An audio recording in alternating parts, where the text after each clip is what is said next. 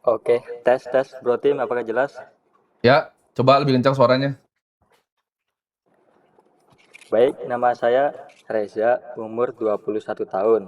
Ya. Oke. Reza, Saat ini saya masih mahasiswa manajemen semester 2 sambil menjalankan bisnis konsinyasi makaroni di Jakarta Timur. bisnis apa? Konsinyasi makaroni. Makaroni. Makaroni. Iya. Jadi model bisnisnya saya proaktif ke door to door ke kantin-kantin sekolah se-Jakarta Timur untuk nawarin makaroni di titip jual di kantin sekolah. Oke, B2B ya berarti. Iya, benar. Oke. Dalam 2 tahun terakhir, rata-rata penghasilan kotor saya di angka 15 juta per bulan. Oke. Dengan pengeluaran pribadi sekitar 3 juta per bulan. Oke. Untuk biaya operasional sekitar 4 juta sampai 6 juta per bulan. Oke. Kita anggap 5 juta. Untuk Berarti kamu pendapatan bersih 10 juta ya? Iya, benar. Oke, lanjut. Untuk aset saat ini saya ada di emas 145 juta. Apa? Mas berapa? 145 juta. Oke. Di suku 20 juta. Di apa? Suku kayak Oke, berarti obligasi bonds ya? Iya, benar. Berapa? 20 juta. Oke. Untuk BTC ada 10 juta dan Oke. cash 40 juta. Oke. Bagus. Saya punya target realistis mencapai total aset sekitar 1 miliar dalam 1 sampai 5 tahun ke depan gitu. Wah, bagus nih udah ada targetnya ya. Berarti kamu udah ngitung ya 3 kali 12 kali 25 ya? Iya, benar. Betul. Untuk pertanyaan ada 3 boleh Bro Tim Iya, boleh dong. dan Bro Kakak. Oke. Dengan yang pertama, dengan Ya. model bisnis konsinyasi seperti ini, kan marginnya tipis, tapi cash flow-nya positif. Ya. Apakah realistis mengejar target 1M dalam jangka waktu tersebut? Ya. Oke. Untuk pertanyaan kedua, apakah boleh langsung apa mau dijawab dulu? Langsung aja. Langsung aja. Oke, yang kedua, apakah antara reinvestasi profit ke bisnis ke ekspansi atau dialokasikan ke instrumen investasi yang sudah saya jalankan saat ini? Mana yang lebih harusnya jadi prioritas di fase sekarang untuk kejar target itu lebih cepat? Oke. Itu kedua, ketiga?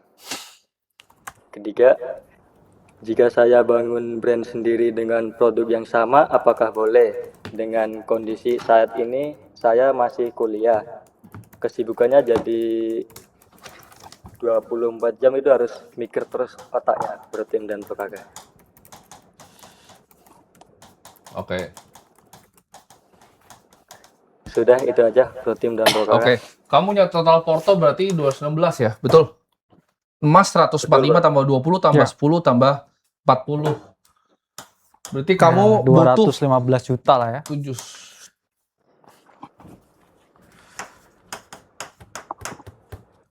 Dalam 5 tahun ya? Betul? Kamu ngejarnya berapa? 5 Betul. realistis kan 5 Ya, tahun kan? realistisnya 5 tahun sih.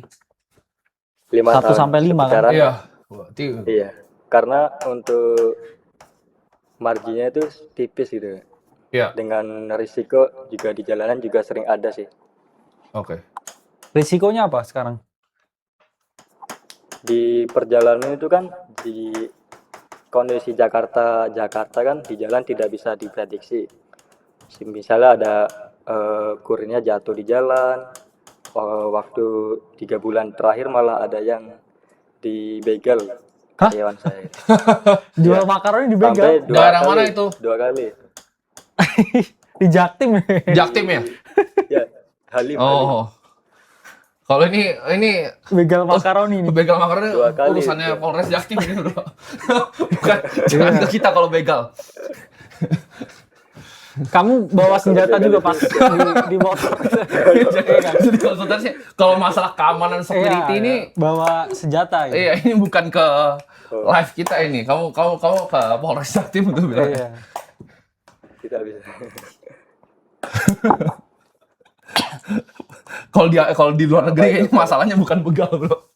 Iya. Konsultasi pertama masalahnya begal. Buat pelajaran untuk manajemen risiko gitu. Oke, kamu jadi B2B makanan. Kamu udah coba B2C belum? Itu dulu. Kamu udah diversifikasi kamu punya ini nggak? Karena gini ya, kita ngomong matematika dulu ya. Kamu kan butuh 784 juta per tahun. Selama 5 tahun itu 156 juta jadi kan. Kita bagi 12, 13 juta nih pendapatan per bulan kamu. Kamu sudah 10 juta, kamu tinggal tambah 3 kan? Nyampe loh kamu dalam 5 tahun. Iya, iya. Ya kan? Jadi kalau kamu cuma mau nambah 3 juta, gampang, ya kan? Kamu pengennya pasti tapi lebih cepat dong dari 5 tahun, ya nggak? Benar. Oke, berarti kita mau naikin nih dari 10 targetnya sebenarnya kalau kita bisnis bro, kita sukanya tuh orang mikir cepat. Jadi gimana caranya double gitu. Ini gimana caranya kamu kali 2? Bottleneck-nya apa? Jangan ngomong di begal ya, jangan selain di begal. Secara bisnis model, apakah kamu udah coba B2C? Kan kamu kan nitip di kantin nih. Dari kantinnya, kamu coba tanya deh. Di kantinnya kamu coba duduk di situ, kamu lihat customer yang beli seperti apa. Benar. Dan mereka itu kira-kira kamu coba tanya, enak nggak makaroninya? Bisa diimprove apa? Kamu mau beli nggak kalau misalnya saya jualnya di marketplace misalnya? Yes. Udah coba belum kamu gitu? Di marketplace itu udah ada, cuman bukan saya, Bro Tim. Ada bagian orang lain gitu. Kenapa nggak jadi kerjaan kamu? Kalau itu saya belum pernah coba sih, Bro Tim. Nah, berarti belum pernah coba. Bukan kerjaan orang atau kerjaan kamu. Iya. Ya, jadi satu yang kamu lakukan, kamu tambah divisi B2C karena kalau kamu bisa B2B-nya itu ibaratnya kamu kan tadi dapat 10 juta ya. B2C-nya 3 juta aja. Kamu udah nyampe kan targetnya. Jadi kamu coba namanya direct to consumer. Kamu bikin avatar kamu dulu. Oke, coba contoh misalnya pembeli makaroni kamu kan so far sekarang B2B, pemilik kantin dong. Kalau kita ngomong B2C, berarti umurnya berapa misalnya? Rata-rata yang beli gimana? Umurnya kamu? Umur dari SMP sampai SMA, Bro. Nah, itu kan spesifik tuh, udah bagus SMP sampai SMA. Nah, kamu bisa melakukan yang namanya ya kita sih very high proponent di konten ya, Bro ya. Iya. Ini kamu bisa melakukan konten organik. Suruh mereka review gitu loh. Untuk kamu jualan online. Bisa nggak di marketplace kok. Kamu bisa mulai dari WhatsApp. Ya. Di WhatsApp. Jadi dari kontennya direct jualan di WhatsApp terus kamu lakukan fulfillment-nya sendiri. Ya, gitu. sesimpel bikin Instagram terus habis itu ada link tree WA-nya kan juga sebenarnya bisa. Betul. Karena sebenarnya yang di sini kan intinya tentang bisnisnya kan, gimana cara expand kan. Dalam artian kan ada 2. Kalau mau expand kan berarti kayak kuantitinya, volumenya harus lebih gede. Betul. Volume bisa di-reach dari satu B2B, cuman kamu explore lebih banyak kantin nih. Iya. Mungkin nggak cuma di Jaktim doang, mungkin di Jaksel, mungkin di Jakbar, sampai satu Jakarta gitu, kantinnya ada makaronimu. Kamu datangin kantin berapa banyak sehari? Betul tuh bro. Kakak. Yang 2 ya B2C harus jual story sih, dalam artian retail itu kan sangat membeli yang namanya cerita ya, membeli narasi ya. Jadi kalau kamu kayak curah cuman jual makaroni, just makaroni itu orang nggak tertarik, kecuali kamu bikin kayak makaroni apa ya gitu ya namanya. Makaroni begal gitu misalnya. Iya, makaroni begal. Itu bisa jadi branding kamu loh. Karena sering ke begal. Kamu jual makaroni ke begal, itu udah ide bagus banget. Iya. Namanya makaroni begal. Bener. Jadi kamu jadiin itu cerita, gue jualan makaroni, gue di begal. Kamu cerita. Gitu. Karena real. Dan kamu, audiens tuh suka yang real. Mereka nggak suka yang fake bro. Benar. Itu ide bagus tuh. Makaroni begal, terus yang kamu lakuin, kamu coba distribusi. Tapi setiap kali dibegal, ya, daripada kamu capek ngurusinnya, ajak promosi itu kamu jadi konten, gitu. Saya jualan makaroni kena begal. Iya. Gitu. Oke? Oh iya, Bang. Dan ini bukan bercanda, ini beneran loh. Ini salah beneran. Kamu jadiin konten. Ya, mungkin ini ya, kalau kena begal ya, tukang begalnya suruh jualan. Iya, suruh jualan nih. Dapat lu capek-capek begal nih, jualan makaroni gua gitu kan. Resell aja begal. Resellernya kamu jadi begal. Ya. Jadi kamu harus coba explore semua kantin gitu. Itu yang pertama. Kamu udah explore berapa kantin kamu datangin dalam seminggu dulu deh. Kalau dalam 2 tahun terakhir udah saya datangin sekolah semuanya dalam satu Jakarta Timur. Satu Jakarta Timur semua sekolah, kamu yakin? Sekitar 70%-an itu. Nah, udah bohong lagi tuh. Tadi 100%, sekarang 70, turun 30 tuh. Ntar ditanya bener-bener, gue tanyain datanya satu by satu, semua SMP dan SMA di Jaktim, itu paling baru 10%, nggak nyampe, 8%. Belum banyak. Ya. Jadi Jaktim aja belum, Karena kamu ini hantam dulu semuanya di Jaktim. Terus kamu sambil aktivasi, kenapa? Karena ketika kamu tawarin adalah, ini kan B2B. Ketika kamu offer, ketika kamu dari Instagram, misalnya makaroni begal nih ceritanya, mereka lebih pengen untuk distribusi produk kamu, ngerti nggak? Karena ada brand awareness-nya, kamu mesti bikin branding ya. Jadi branding, makaroni begal. Ya habis ini bikin story kan di TikTok, kayak pengalaman saya 21 tahun jualan makaroni dan dibegal di jalan. Betul. Gitu. Langsung kamu bikin habis ini gitu. Terus habis itu kamu klip nih video yang ini gitu. Bener. Kan? Langsung instant exposure tuh kamu tuh. Ya. Oke.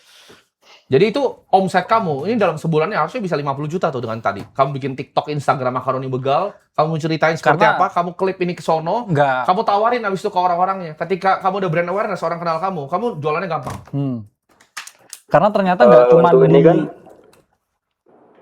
nggak cuma di ini juga ya, di Indo doang yang dibegal. Karena kan KitKat juga dibegal juga bro ya. KitKat jadi yang pernah tahu dibegal. Ya, teman-teman ada 12 ton ya KitKat dibegal ya di Europe kalau nggak salah ya.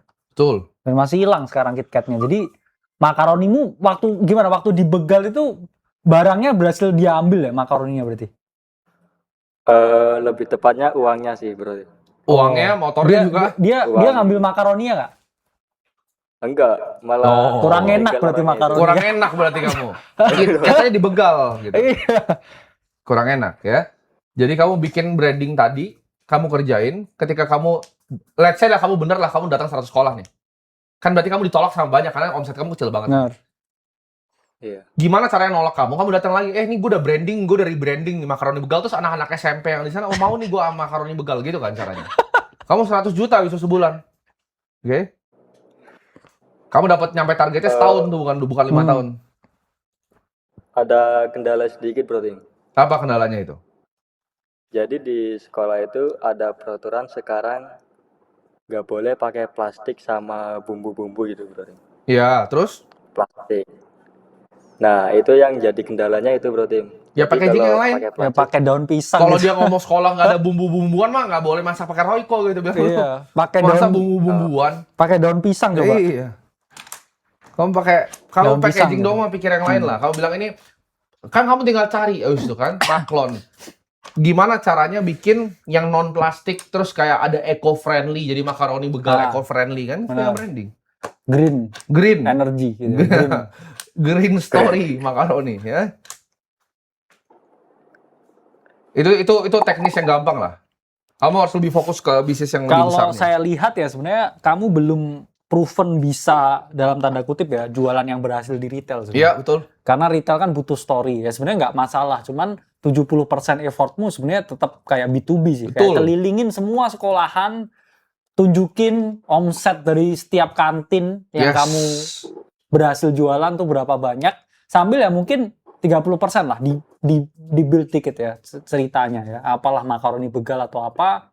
Terus kamu jual uniqueness-nya di situ, ya siapa tahu bisa viral ya. Cuman nanti kalau misalkan ya nanti pasti ada trade off-nya lah. Dalam artian antara jualan B2B sama B2C kamu akan ngerasain sebenarnya jual ke retail itu pasti ada ya kita ngomong ya diminishing-nya bro. Betul. Ketika orang udah mulai jenuh ya. Cuman kan kalau B2B biasanya penerimaannya, demand-nya mereka itu biasanya relatif sama. Betul. Sebenarnya. Kalau kamu jualan yang momentum, viral-viralan, itu nanti pasti ada trade off-nya. Jadi itu yang benar-benar kamu harus pikir. Apakah ya harus keliling semua sekolahan di Jaktim, ada, atau ya harus coba jualan ke retail. Karena jualan ke retail aja harus ada uniqueness yang dijual itu. Betul. Siap. Terjawab? Sudah terjawab. Kamu harus ngapain berarti? Harus buat konten untuk jadiin cerita branding kita makaroninya. Untuk ini tinggal kerja keras kan berarti? Punya orang ya? Ya. Pakai kamu aja, kamu yang bikin kontennya ya. Oke, terjawab ya? Siap. Oke, thank you Reza.